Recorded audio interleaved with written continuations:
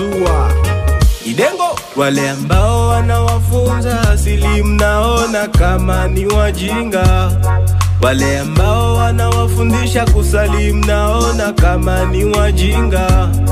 Wale ambao wanawaonesha ukweli mnaona kama hawana akili. Wale ambao wanawafundisha njia bora mnaona kama hawana akili. Msiposikia leo mutapitia ukoloni wa pili.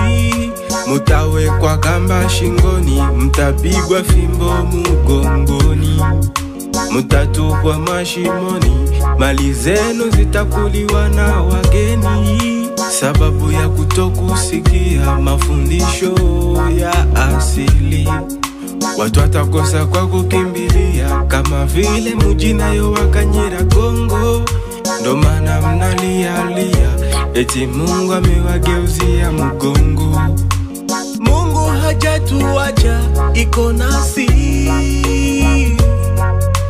Sisi ndo tumrudilie Mungu wa kweli ili tutulie. Jembe, jembe, simama upiganie Afrika.